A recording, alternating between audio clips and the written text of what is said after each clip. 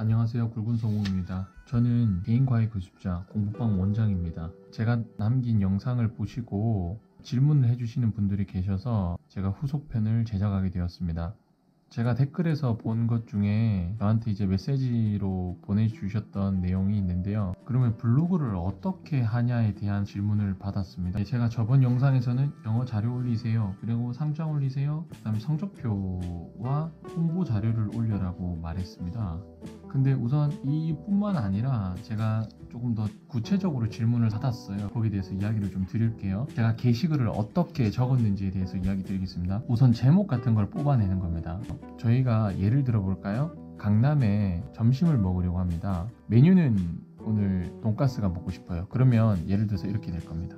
강남 돈가스, 아니면 강남 돈가스 맛집, 이런 식일 거예요. 제가 조금 이야기를 드리면, 저희는 공부방이나 저희 교습소이기 때문에, 혹은 학원이기 때문에 제목 자체를 이런 식으로 잡는 겁니다. 예를 들어서 제목을 땡땡고 과외 혹은 땡땡고 학원으로 정하는 게 좋습니다. 이렇게 되면은 저희가 예를 들어서 강남의 돈가스 맛집이면 강남 돈가스 혹은 강남 돈가스 맛집을 검색을 하거든요. 그러니까는 모든 게시글에 대한 제목 자체를 땡땡고 과외 혹은 땡땡고 학원으로 설정을 하는 게 가장 좋고요. 조금 더 정보를 드리면, 예를 들어서 땡땡고 학원, 땡땡고 과외인데, 이때 선생님의 과목을 고려하셔서 제목을 지으시면 돼요. 땡땡고 영어 학원, 아니면 땡땡고 영어 과외로 하시면 됩니다.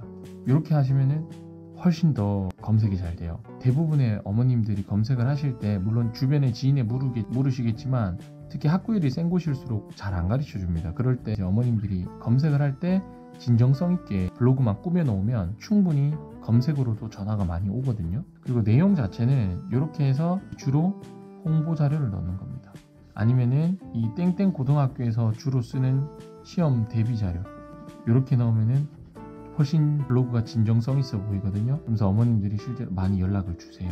여기다가 아니면 상장을 넣으셔도 돼요. 홍보 자료로 해서 자기 횟수라든지 위치 어디까지 한다, 뭐 이런 것도 되고요. 그리고 대비 시험 자료 지난 거 써도 되고, 그 다음에 상장을 쓰셔도 됩니다. 다만 여기서 영어 자료는 이렇게 하시면 안 되고요. 영어 자료는 예외입니다. 영어 자료 같은 경우는 이렇게 제목을 다시면 안 돼요.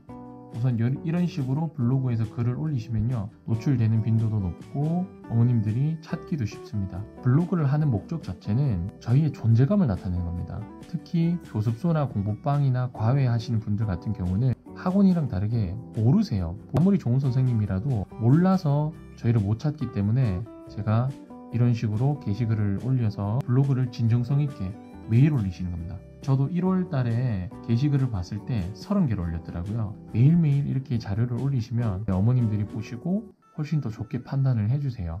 꼭 알아두셔야 될 겁니다. 이렇게 하면은 훨씬 도움이 많이 되고 블로그 볼 때도 더 좋아요.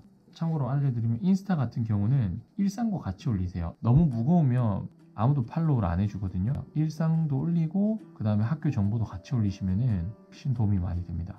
그리고 학생들이 좋아할 만한 것들에 대해서 이야기를 하면은 팔로우도 많고 좋아요 같은 것도 많이 늘리고요. 이렇게 하면은 온라인으로 홍보하는 거는 끝입니다. 실제로 카페 같은 것도 운영을 하시면 좋은데, 그런 경우는 좀 시간이 많이 걸리니까 우선은 제가 말씀드릴 수 있는 건, 아직 처음이시다 하면은 블로그랑 인스타만 하세요. 그 인스타도 힘들다 하시면 블로그라도 하세요. 그러면은 무조건 도움이 됩니다. 감사합니다.